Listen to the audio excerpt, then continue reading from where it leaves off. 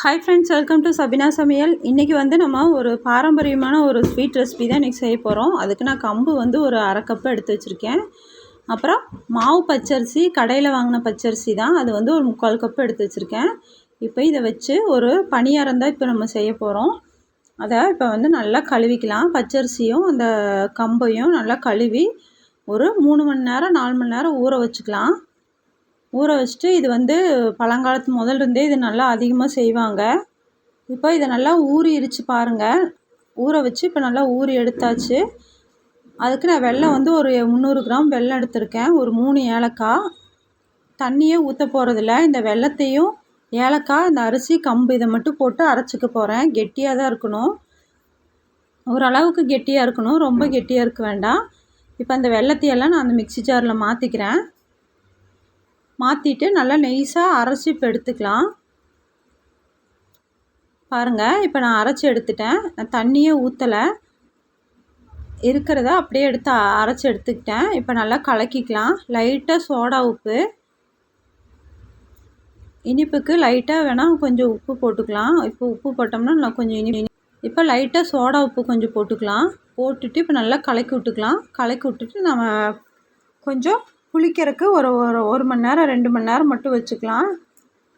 நல்லா புளிச்சு எடுத்தோன்னா அதுக்கப்புறம் நம்ம சுட்டு எடுத்துக்கலாம். இதை நம்ம அப்படியே மூடி வச்சிட்டோம்னா, மூடி வச்சு ஒரு மணி நேரம் 2 மணி நேரம் விட்டுறலாம். அப்போ நம்மளுக்கு நல்லா புளிச்சு வந்திருக்கும். அப்போ நல்லா வரும் சூப்பராக. இப்போ பாருங்கள் எவ்வளோ சூப்பராக புளிச்சு வந்துருச்சுன்னு.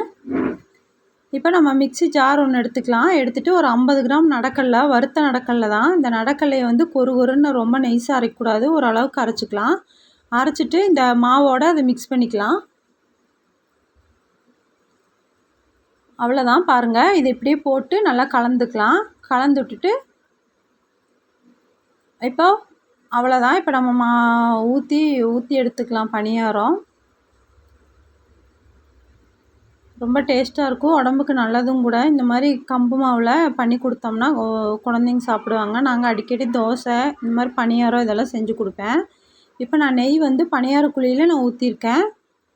எல்லா குழியிலையும் நெய் ஊற்றி வச்சுருக்கேன். இப்போ நெய் கொஞ்சம் நல்லா சூடாகட்டும். சூடானோன்னா நம்ம பணியாரம் ஊற்றி எடுத்துக்கலாம்.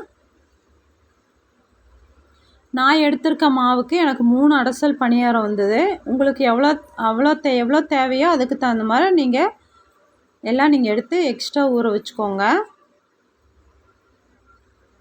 இப்போ அதே மாதிரியே இப்போ எல்லாத்தையும் நான் ஊற்றிக்கிறேன்.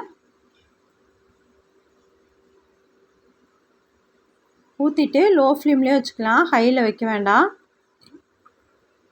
இப்போ எல்லாம் ஊற்றியாச்சு. இப்போ மூடி சிம்லேயே வச்சுக்கலாம்.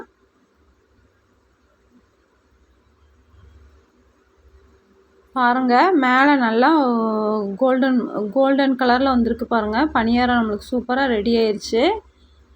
இதே மாதிரி எல்லாத்தையுமே நம்ம எடுத்துக்கலாம். ஈவினிங் டைம் இந்த மாதிரி ஒரு 4 பணியாரம், ஒரு டம்ளர் பால் கலக்கி கொடுத்தோம்னா குழந்தைங்கள் அதே வகை நனைஞ்சிடும். ரொம்ப சத்தும் கூட. இந்த மாதிரி பண்ணி கொடுங்க. நீங்களும் இதே மாதிரி ட்ரை பண்ணி பாருங்கள்.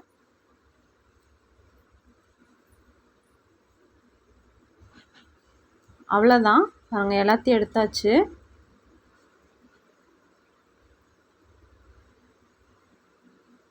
மூணு அடசல் எனக்கு பணியாரம் ரெடி ஆயிடுச்சு. பாருங்கள் எவ்வளோ சூப்பராக வந்திருக்குன்னு.